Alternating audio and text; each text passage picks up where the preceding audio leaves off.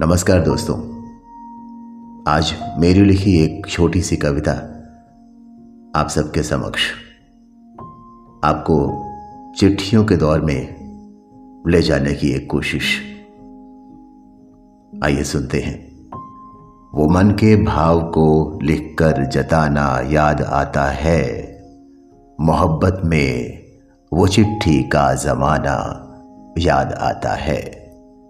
वो मन के भाव को लिखकर जताना याद आता है, मोहब्बत में वो चिट्ठी का ज़माना याद आता है।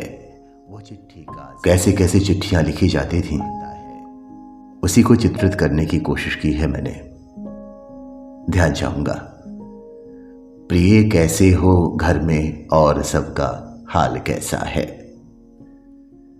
प्रिय कैसे हो घर में और सबका हाल कैसा है, तुम्हारी योजनाओं की प्रगति का चाल कैसा है। प्रिय कैसे हो घर में और सबका हाल कैसा है, तुम्हारी योजनाओं की प्रगति का चाल कैसा है। हमें मालूम है आंखें तुम्हारी डबडबाई हैं, हमारा हाल भी बिल्कुल तुम्हारे हाल जैसा है। तुम्हारे साथ जो गुजरा ज़माना याद आता है, मोहब्बत में वो चिट्ठी का ज़माना याद आता है। और क्या क्या होता था चिट्ठियों में। बड़ों को प्रणाम, छोटों को स्नेह, कम शब्दों में अधिक से अधिक बातें। अगली पंक्तियां अगर आपके मन के भावों को छूती हैं तो ये मेरी कविता का हासिल होगा। सुनिएगा। बड़ों को है नमन, छोटों को मेरा स्नेह कह देना। बड़ों को है नमन, छोटों को मेरा स्नेह कह देना। लिखा थोड़ा है तुम इसको बहुत ज़्यादा समझ लेना। बड़ों को है नमन, छोटों को मेरा स्नेह कह देना। लिखा थोड़ा है तुम इसको बहुत ज़्यादा समझ लेना। कि तुम बिन दिल नहीं लगता, तुम्हारी फिक्र होती है।